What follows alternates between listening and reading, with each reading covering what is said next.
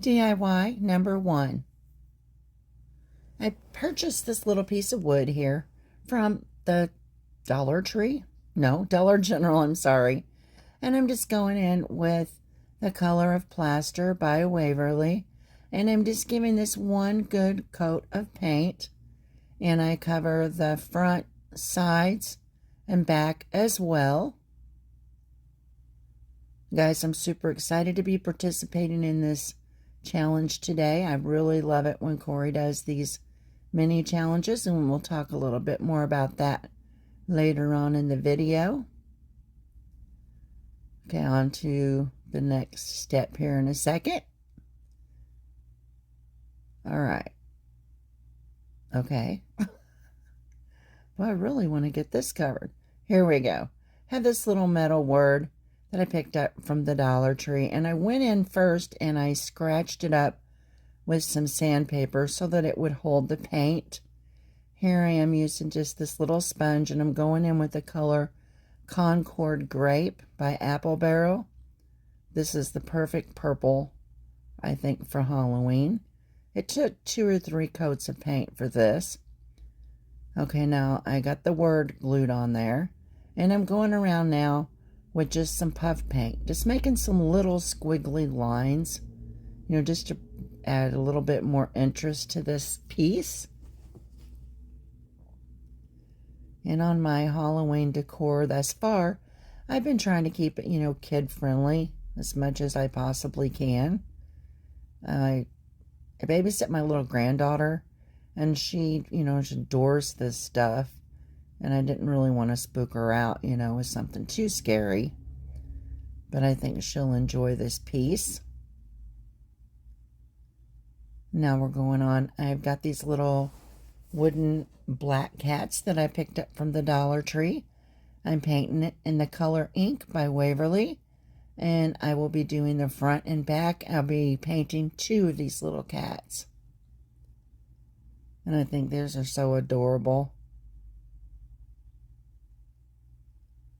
Like I said, it's kid friendly. I mean, it's not too spooky. Of course, if I would see one and, run across my path, I'm superstitious sometimes.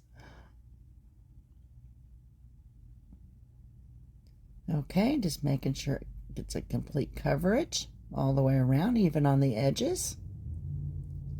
Sorry about the traffic going by. I live on the highway, and I always tell in all my videos that there's no place I can go in my home where you may not hear a truck going by or a vehicle of some sort.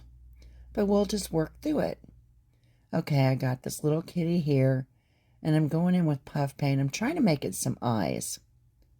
Now, this was super funny to me because when I squeezed out one of the eyes, it kind of gushed out. So one of its eyeballs are bigger than the other. But I think that makes it unique. It's cute. And I'll be showing it to you here in a second up close and personal. Isn't it cute though? Okay, now what I'm going to do is I got these little witches hats. I could not resist putting these on these little kittens. Isn't it so cute? And my little granddaughter that's 2, she'll look at it and say, "Oh, Grandma, it's cute. Can I hold it?" So, yeah, I'm making these for my younger grandchildren. Okay, there we go. And they're dancing. Okay, now what I'm going to do is I'm going to take these little kittens and I'm going to put just a little hot glue on their legs. And no kittens were harmed in the making of this video. Okay, and I'm going to glue it to the back on the left side. Just like so. And I'm going to take the other little kitty, add a little bit of hot glue just on the legs, and I will be placing it on the right side.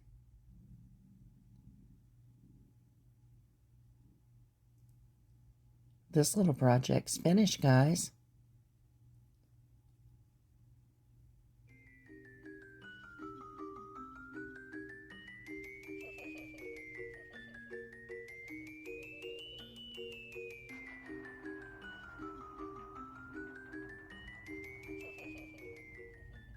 Today I'm participating in the Minis Challenge. This is hosted by Corie from Crafted by Corie.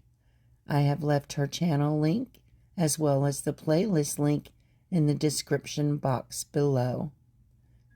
On to DIY number 2 we go. I just have this little wooden plank, and I'm going in and I am painting it full coverage, front, sides, and back, with the color of ink by Waverly. Yeah, also on the playlist, about the playlist link that I have below, please take time to go over and check everyone out. You will not be disappointed. Okay, I have this little hat, wooden cutout from the Dollar Tree, and I have this adorable scrapbook paper that I picked up from Hobby Lobby. And I'm just going to be going in and tracing this little hat out all the way around it. And when I didn't film me cutting it out, but I had to use my little detail scissors because right there where I'm at now, it's a little bit difficult getting around those edges. And I thought that I had this portion, I had it sped up a little bit, but I guess I didn't. I'm sorry. And I'm just trying to hold it in place so I can go around the bottom, just like so, and round to the top, and that's finished. We're going to go on to the next step. I have these 2 little wooden ghosts, once again from the Dollar Tree.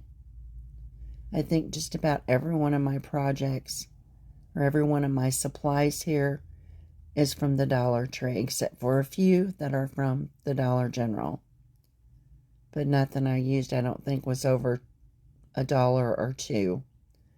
I paint 2 of these because I'm going to be using one in a project later on. Now what I'm doing here is, I thought it just needed, this little plank just needed to be sanded and distressed a little on the sides. So I'm just going in with some sandpaper and distressing it down. Now what I'm going to do is, I'm going to be going in with my jumbo glue stick from the Dollar Tree, and I'm going to be placing the cutout of the witch's hat down on top of the little cutout. The little wooden cutout, I should say. Excuse me. And I'm going to add some more glue here. And then I'm going to be taking my sandpaper, which this is the best way to get, the edges clean that I have found. And I'm going to be going in a downward motion all the way around this little hat. Now what I'm going to do is, I'm going to go in with the hat, placing a line of glue at the bottom, placing it over the ghost. I've seen this all over YouTube, Pinterest, different places, and I had to try it. Added a little bead for the nose, and we have a little gnome here. I think it's so cute. I just love it. And then what I'm going to do now is, I'm going to take it and I'm going to glue it down to this little plank that I have here.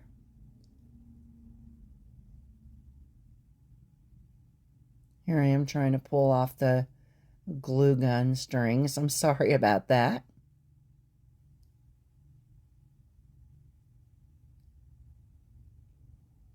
I'm just pressing down to make sure that it is secure.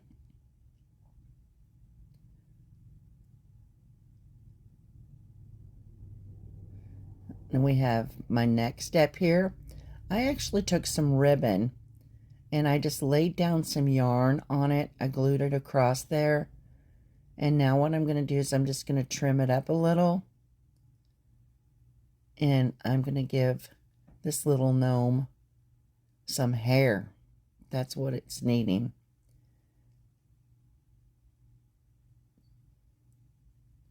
I think it is so cute. At first, when I made it, it reminded me of ZZ Top. I was just rolling. Oh, but it's adorable. And this is the first gnome of any kind that I have ever made. And I'm wanting to make some out of cloth, which I'm thinking that's going to be closer to around Christmas time. So I'll be looking for those videos.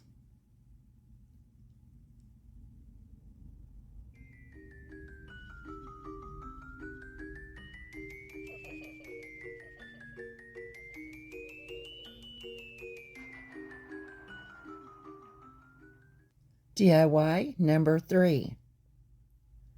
I have these little wooden blocks from the Dollar Tree again, going in with the color ink.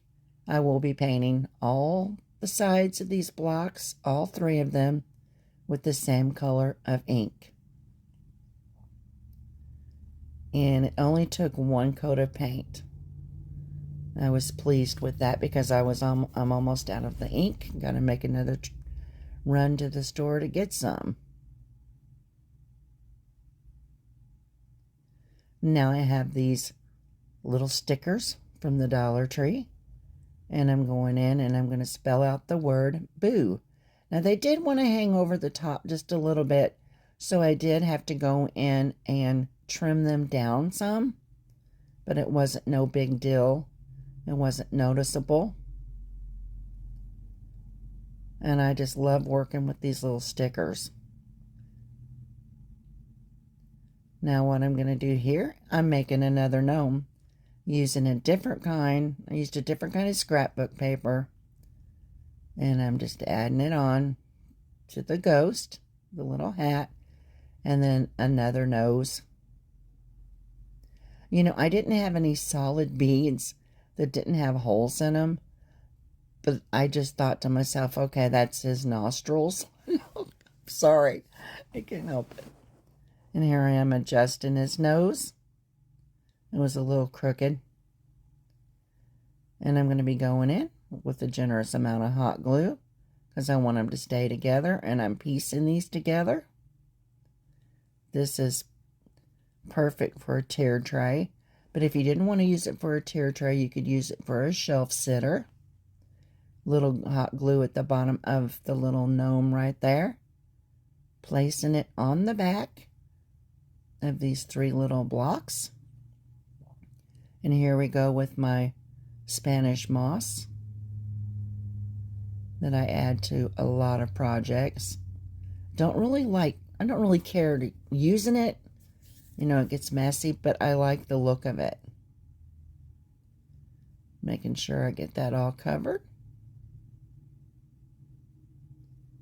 Then I realize there's more that needs to be on there, so I'm trying to cover all the little empty spots there. And I do go in and trim it all up. And I add a few pumpkins.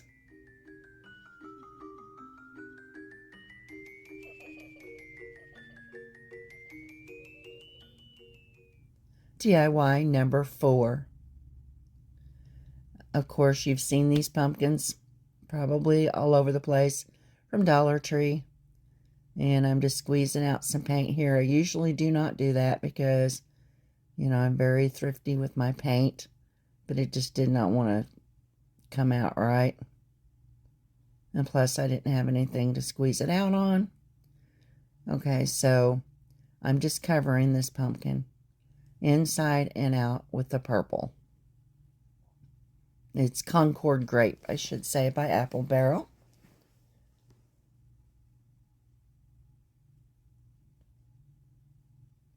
I mean, isn't that a pretty color purple? I just love it. And I painted the stem with chestnut. I'm going in with a color plaster and one of these little daubers and just creating some little dots. No, some of them are not perfectly round, but that's okay because it's got like a little whimsical look to it. And in crafting, you know, I say there's no perfect craft. You know, you got to give yourself a little bit of breathing room, a little bit of grace. And so, yeah, but it still turned out really cute. I flip it over and I repeat the same process on the other side as well.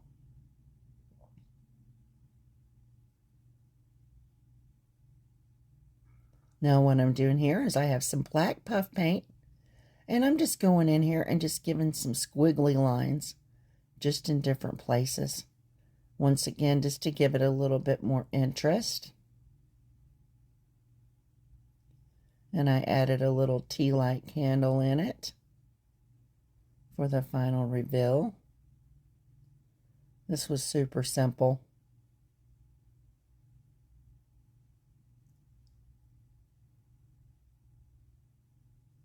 Here I go, adding them to the back.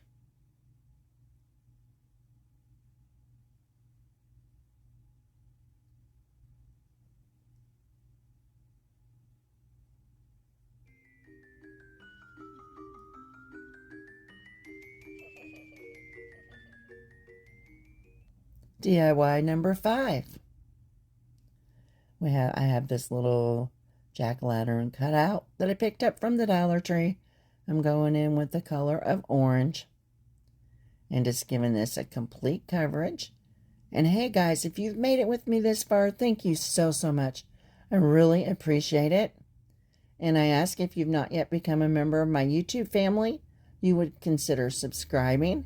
I ask if you like my content that you give me a thumbs up and leave a comment, because it helps YouTube to notice me that much more, and it helps them push me out a little bit further. Also, in the post notification bell, if you hit all in the drop down menu, it will keep you informed of any and all of my future uploads. Okay, now what I've done here is I'm just going in. I have the black puff paint, and I'm just going around and tracing it out.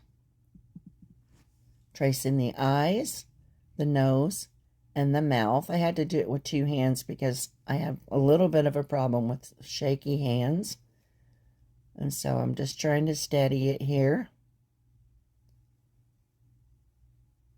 This one was kind of a little bit scary whenever I was looking at it at the final reveal. But it's still cute. Now I have this little picture that I picked up for $1 off clearance from, I want to say, the Dollar General. And I'm just going in and I'm doing the frame as well as the inside of the frame in the color of ink by Waverly. Making sure it has a complete coverage there. And I have this scrapbook paper I cut out. I picked it up from Hobby Lobby. And I'm using my jumbo glue stick and gluing the paper on the inside of the little picture here. I call it a little shadow box. It took a little bit of adjusting to get it to go in there, but I finally did. Okay, and on my next step, I'm going to go in with this purple puff paint, and I'm just going to give squiggly lines all around the edge of this frame. Trying to zhoosh it up a little bit. You can't hardly see it in the final reveal because the frame is so dark. I probably, well, I could have painted it in white, but let me know in the comments if you would have kept it this color or if you would have used a white color. And I'm just going in and I'm going to be gluing this down. It did not fit in it, but that's fine. And I'm going to be adding some Spanish moss along the bottom portion. And I will go in and trim it all up.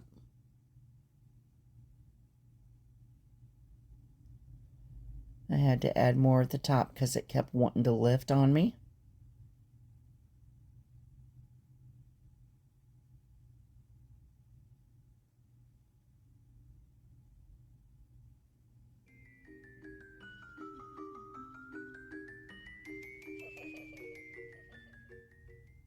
DIY number 6. Got this little scarecrow. I believe it came from the Dollar Tree. Well, I took the little apron part off that it had on because I wanted to make my own. And I had this Halloween fabric in my stash. And I just took a little piece and I'm gluing it down on this side And again on the other side, just to complete, the little apron. He's so stinking cute. I just love this little scarecrow. Then I had to go in and just kind of, tuck it down in there as much as I could. And his arms kept wanting to just stand straight up, straight out.